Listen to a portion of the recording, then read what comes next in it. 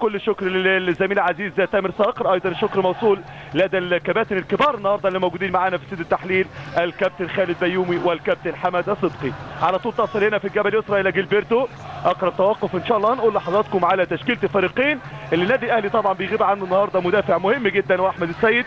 نفس القصه بالنسبه لنادي انبي، بيغيب اللاعب عمرو فهيم احد اللعيبه اللي تتمتع بالخبره طبعا في دفاعات نادي انبي. عموما انبي على يمين الشاشه والنادي الاهلي على يسار الشاشه، والنهارده طبعا بننتظر ونتشوق ان شاء الله ان احنا نتابع لقاء كبير. صاحب المركز الثاني نادي انبي واحد الفرق اللي بتضم طبعا هيئه الفني. نادي انبي راجع بالكامل، اول محطه واول خط بيقابل لاعب تليفونيه وابوه انور سلامه، اكيد بيقفل دفاعاته كويس، قافل الاطراف كويس، وبيحاول دلوقتي هو كمان يغلق عمليه تمرير في العمق بالنسبه للنادي الاهلي. شوف الاهلي الان بيلجا للتمرير بالجبل اليمنى او الجبل اليسرى، يعني اللاعب الان فارض اسلوبه نادي انبي.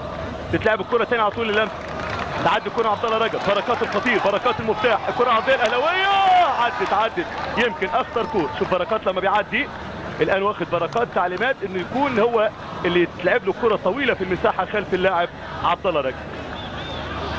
شارك في مشاركات مهمه جدا، اجملها واهمها طبعا لقاء ريال مدريد لما كان بيرتدي قميص اندرلخت البلجيكي. يلم بمهاره ثانيه وكره عرضيه ولكن اي كلام، ثم استخلاص ثاني لصالح نادي انبي ومعاها كوره الى رميه المراكز، مركز بمركز. انطلاقه ثانيه على طول الزباقي بركات، اللعيب ينقل الكوره في همسه في بصر في لمسه جميله، يبقى انطلاقه اهلاويه. ممكن الاول، ممكن طول فيها شويه، زود فيها شويه، لسه فيها خطوره ولكن على القدم اليمنى، جت على اللي مش معدوله، جت على اللي مش مظبوطه، جت على اللي مش متقنه لجilberto.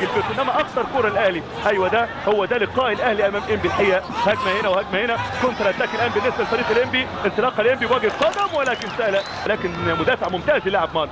النهارده الاثنين السمر بيلعبوا على بعض على فكره، مانو مع اللاعب فلاف، اثنين طبعا افارقه واثنين محترفين، واحد مع الاهلي والاخر مع انبي، وواحد مساك والاخر سترايكر او مهاجم صريح مع القافله الحمراء.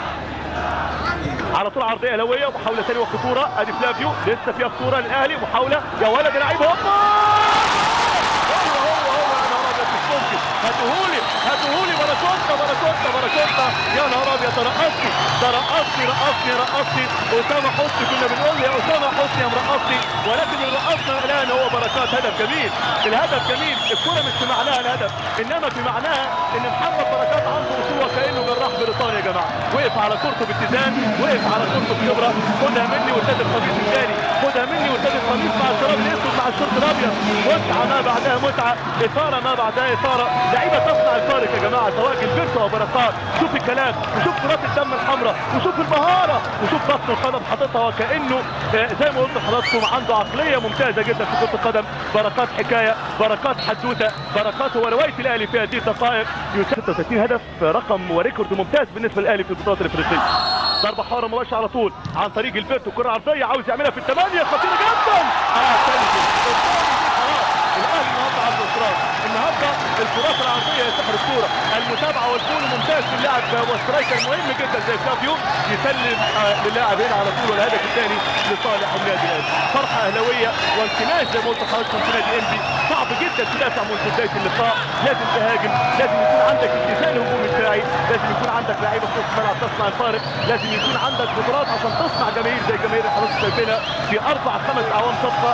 النادي الاهلي عمل ريكورد من المشجعين، ريكورد ممتاز جدا بما فيهم طبعا هذه الجماهير. شوف العرضيه الخطيره اللي اتكلمت عليها بتاعت اللاعب فلافيو، هنا عشان محمود مش مظبوط خالص الكره طلع عليها، لان لازم تطلع من داخل السداد تاخد القرار. شوف فلافيو عاملها جميله، عاملها وصفه، عاملها دواء، عاملها نموذج، عاملها عرضيه، ثم المتابعه طبعا من قلب الاسد طبعا اللاعب وائل جمعه. شوف المدافعين يا جماعه ليهم قيمه كبيره. ايضا قرار ممتاز وفائق محمد فاروق للاعب المهاجم اسامه حسني، يبقي على احداث اللقاء 2-0 لصالح النادي الاهلي. كره جميله عدت على المخرج، هدف حلو في الثمانيه لصالح نادي انبي. 2-1 ده الكلام اللي قلت لحضراتكم عليه. نادي انبي فريق لا يستهان به اطلاقا يا جماعه، فريق نادي انبي في هذا اللقاء يمني نفسه ب3 نقاط تجعله يصارع من اجل المركز الاول، وده حلم كبير بالنسبه لفرق هيئه البترول، وحلم ايضا بالنسبه لفرق هيئه القوات المسلحه. نادي حرس البترول مثلا شوف لي عاده ثاني، ادي الكوره ده في مرماه يسجل اعتقد هنا يمكن شادي بقى، لو اخر واحد يبقى شادي، اخر واحد ده اللاعب رامي عادل ولا مين؟ رامي عادل. عنده خطا من الجبل اليسرى عن طريق اللاعب جilberto، تلعب على طول عرضيه اهلاويه خطيره جدا راسيه، يطلع ولكن الى ركله ركنيه. بيطالب الاهلي بركله جزاء زي ما اتكلمنا، وعمرو فهيم بيغيب معانا دي ام بي، والاثنين على فكره في قيمه اللعيبه قيمه مؤثره جدا كلاهما على فريق. على طول الكره الاماميه، احمد فتحي يسلم، ترجع لاحمد حسن. هل ممكن جوزيه يخرج لعيب من لعيبه نص الملعب؟ على طول اماميه، عاوز تقطع يا ولد، حلوه جدا جميله، سوبر باص حلو،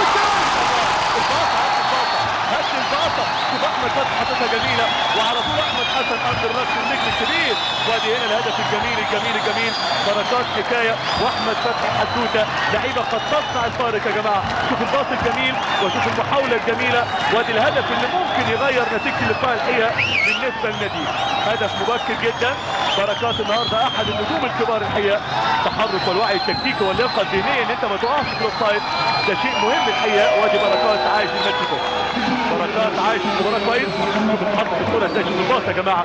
ودايما انا شخصيا اقول لحضراتكم المشكله مش في بركات، المشكله في احمد فتحي اللي عمل الباص. دي حق الحقيقه يعني الخواجه بيحبوا جدا، بيحبوا الاداء وما بيحبوش لشخصه، بيحبوا الاداء الجميل. ابو جلبان هم اللعيبه اللي شاركت في كل الماتشات، 2 لعيبه من النادي الاهلي، من 24 لعيب شارك في البطوله.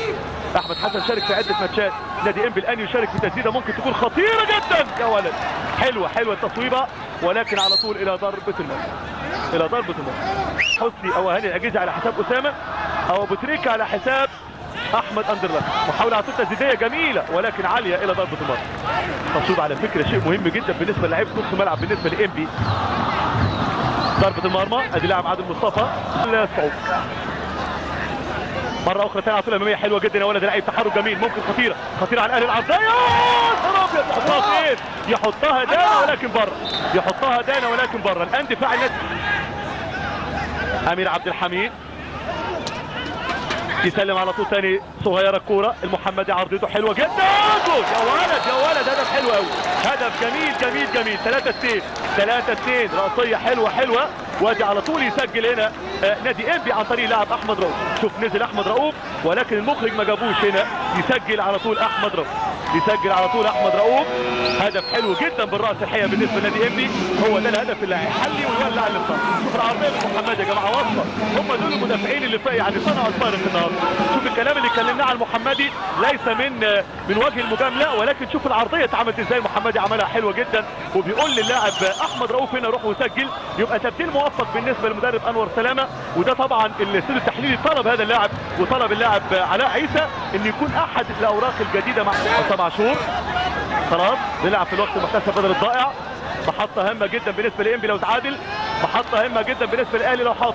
على طول اماميه لصالح انبي ب10 لعيبه انبي، والعرضيه خطيره جدا، الله، هو ده التوقيت، هو ده التوقيت، وهي دي الخطوره لصالح نادي انبي. قلت لحضراتكم يا جماعه سيناريو، انا شخصيا الحقيقه الحمد لله بقله خبره كره القدم توقعت ان ممكن 10 لعيبه يكون عنده عامل نفسي كويس، يكون عنده اصرار كبير، يكون عنده مدرب ايضا كبير هو انور سلامه، يعدل الاوضاع الان ويسجل الوتيره في مرمى امير عبد الحميد.